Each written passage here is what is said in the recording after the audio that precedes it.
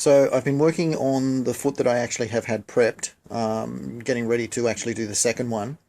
And one of the things I'm trying to do with this project is take the best elements of the Terminator character from both the first and the second film. What I'm trying to do is to pull together the best elements of each while staying accurate to the film, but then bringing my own sort of touch into it in terms of real-world realism.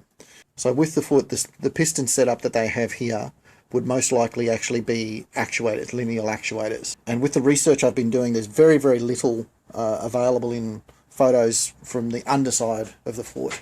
So I'll show you what I've come up with. I think stays fairly movie accurate to what we're looking at there. And as I'm turning around there, you can probably start to see peeking through the actual cabling that I've added in to ease my own OCD when it comes to real-world details. So just to turn it over, you can start to see the underside. At first glance, there's not a great deal of difference. It's when we actually sort of come into the center here, you can see the cables that I've actually added, and then I've run them back. But in a real-world application, the necessary electrical cables could very easily run up the shin section and certainly accommodate any of the electrical cabling that would be needed to actually power these little cables. So I've run them down there. I'll see if I can snap some photos so you can get a better look at it.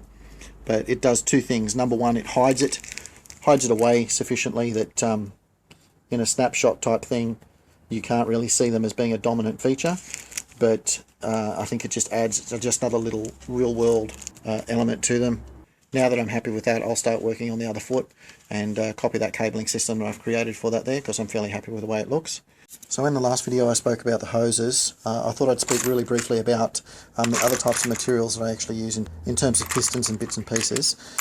What I've actually got here, little parts of aluminium that have actually come off little wind chimes that I've found around my cheap sort of $2 sort of shops and places like that.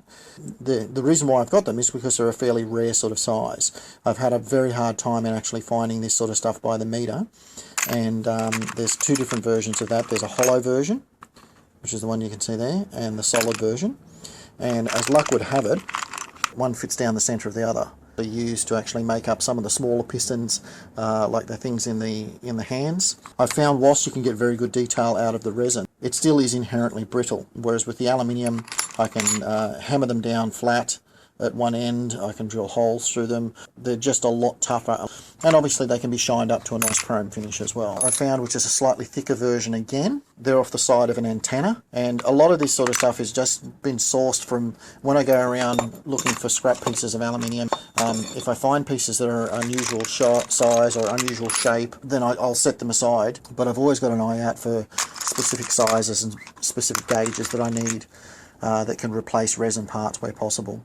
So that's what I use for the smaller piston components, the fingers and the things like that. I also use those small pieces as end collars, for crimping collars for the ends of the little mini hoses and cables that I make. And hopefully that might give you a couple of tips if you're trying to track down components that might be a little bit more hard to come by.